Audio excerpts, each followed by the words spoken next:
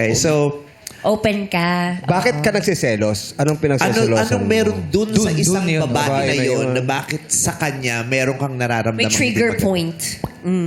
Mas dumami, yung time po na meron kami, napunta po dun sa babae. Kami po yung laging lumalabas, tapos biglang, after pageant po nila, Yung tingin niya may pagbabanta yung... Tapos biglang, sasabihin ko na. lagot Yun, ka. di ba yung Lagot ka ganun? dito. Kasi po yung ganyang... May side eye lagi, no? May pa-side eye. Ito kasi din yung ano po na yung katapusan mo na. Yung ganun, di ba? Parang pelikula yung may katapusan mo na. Eto, sasabihin ko na lahat ng nalalam ko at wala na makapipigil sa akin. Tapos si Jay nakaganon lang. Wala eh. Nakaganon lang, oh. Laglag to Yung kamay niya kanan. nasa bulsa, nagro-rosaryo pala. Bakit ng Marina pupunong ng grasya. Bakit lumalabas sila? opo, meron po kasi kami yung favorite coffee shop. Tapos, dun niya po dinadala yung co-model niya. Co-model niya. Co-candidate niya po sa isang pageant na yun. Oh, ano yun? Nagde-date ka ng ibang girl? Yung time po kasi ng paglabas-labas na po Nagde-date ka ba ng ibang girl? Huwag mong palikoy-likoy ng tanong ko. Nakikinig kami ng anak ko. Yes po, I admitted po. Ay. Tapos. Ayun.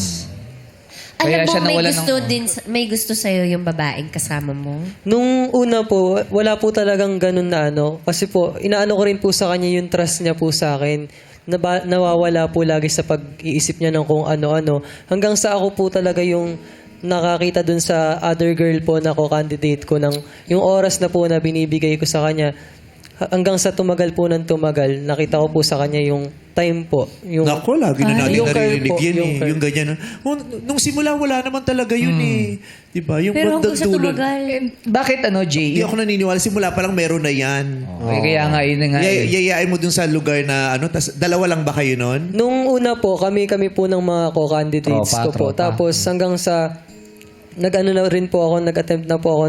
Nung una po siya po sumasama po sa akin na nagyayaya po na mag-coffee. Then, nung after po nun, ako na rin po nag-aya sa mismong kinokopyahan shop po namin kasi mas dun po mas malapit Ba't sa hindi amin. ka nagpalit ng coffee shop? Sa iban lang, sa katabi, no? Same, Pero but hindi, Jay. different.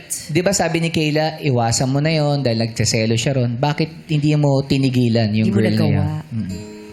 Kasi nga po, open naman din po ako sa kanya na kasama ko si ganito. Yung trust lang po ba kumbaga? Kasi po, di ba, once po, mahal niya po ako. Tapos, yung una pa lang po talaga na pagkikita po namin ng co-candidate ko is wala pong feelings. Talagang friend lang po kung friend po. Tapos, alam din naman niya po yung boundaries ko. Pero, nagiging ano lang po talaga siya, So, sinasabi mo ba overthinker kaya po. ka pa na in love dun o na-fall dun sa babae o dinate mo na siya kahit may jowa ka dahil siya pa ang may kasalanan? Una pa lang po, overthinker na po siya. Di ba dapat kailangan siya Kasi- mag-overthink? Kasi kasama mo yung babae, di ba? Kayo lang dalawa. Doon rin sa coffee shop, di ba? Hindi, tsaka para dalhin mo doon yung babae, ibig sabihin parang anytime Special pwede mo siya. siyang makasalubong eh. Oh, so, Anytime pwede rin siya dahil favorite niya yung coffee shop na yun eh. At saka pwedeng overthinker si Kayla. Pwede naman siyang overthinker.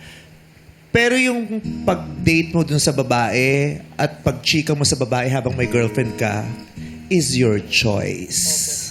Opo.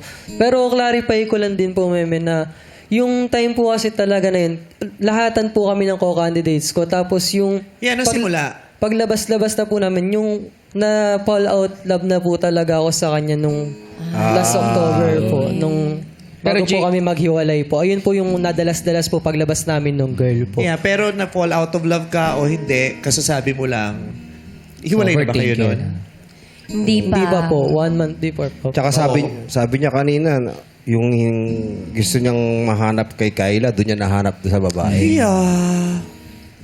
Pero pag lumalabas kayo ng mga co-candidates mo, sinasama ba si Kayla? Hindi po. Kasi kami lang din po ng mga candidates po. So hindi pwedeng ibang tao, dapat kayo lang? Parang ganun ba yan? Parang ganun po kasi alos nandun din po kami sa mismong event place po, tas diretso na po kami. So, para pinapamukha mo sa mga kasama mo na available ka. Parang ganun. Ganun po kasi po, nandun na din po kami, diretso na po dun sa coffee shop. Or kahit naman hindi available eh. May mga tao din naman kahit alam nilang hindi available yung isang Pero may tao. boundaries. Oo. Oo. Bobondiin pa din nila. 'Di ba? Hindi naman dahil sa kasi pinaramdam ko sa kanya single ako. Hindi, may mga tao din na kahit alam nilang may jowa, bobondiin pa din nila. Papakitang motibo pa din sila. Yung ganon. Alam mo yung nag-cheat sa'yo yung jowa mo, masakit yun ha. Pero yung palabasin pa na kaya siya nag-cheat dahil sa'yo, it's another sakit. 'Di ba? Yes.